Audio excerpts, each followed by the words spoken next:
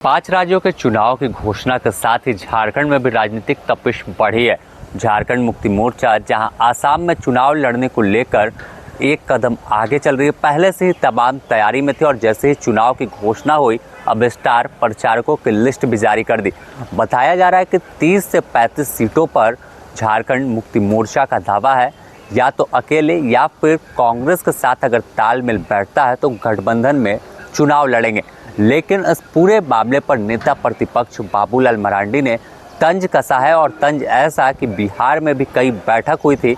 परिणाम क्या हुआ, जब कोई पड़ोसी राज्य में चुनाव नहीं लड़ पाया तो फिर आसाम की क्या बात है।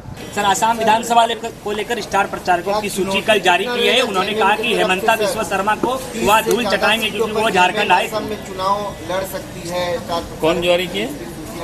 जी मैम। तो अच्छी बात है यार, जारी किया तो क्या दिक्कत है। तो हर पार्टी को जारी करने की अधिकार है, उसमें क्या दिक्कत है। कितनी चुनौती मानेंगे? काफी संख्या में ट्राइबल्स हैं, 30 से ज्यादा सीटों पर जेएमएम वहाँ चुनाव लड़ सकते हैं। अरे भैया, जेएमएम के बारे में बोले, बिहार में तो चुनाव लड़ने की हिम्मत ही नहीं जुटा पाया। अब इनको कितना हिम्मत है देखते हैं, आसाम में कितना लड़ता है, बंगाल में कितना लड़ता है। जो पड़ोसी में पहले कितना बोलता था, कितना बार जा करके बैठक किया, उठक बैठक करते रहा और बोला था कि यहाँ लड़ेंगे, इतना सीट लड़ेंगे, उतना सीट लड़ेंगे। जो पड़ोस में है वहाँ ये हिम्मत नहीं जुटा पाया, और जुटाएगा तो अच्छी बात है। राजनीतिक पार्टियों को हिम्मत जुटानी चाहिए, लेकिन हिम्मत जुटाएगा हेमंत सोरेन, ऐसा मुझे नहीं लगता। कुछ धारणा ये भी है कि उनके लड़ने से आप ही को फायदा हो। अजब बात है यार, उनके लड़ने से हमको क्या फायदा होगा? यहाँ वो लड़ रहे हैं, हमको कहाँ फायदा हो रहा है? तो वो जीत रहे हैं, बताओ। ये झारखंड है, वो आसाम है। सब इसलिए इस प्रकार की पॉलिटिक्स में नहीं सोचा जाता है भाई। वहीं आसाम चुनाव पर मंत्री सुदीप सोनू, जो झारखंड मुक्ति मोर्चा के कद्दावर नेता हैं, उनका मानना है कि पार्टी वहां चुनाव लड़ेगी भी और जीतेगी भी। ये परिस्थितियों के ऊपर निर्भर करता है। झारखंड मुक्ति मोर्चा ने देश के आदिवासियों की आवाज़ बनने की दिशा में कदम उठाया है, और मुझको लगता है कि आसाम इसकी एक महत्वपूर्ण कड़ी है। आसाम के चुनाव को नज़दीक आने दीजिए।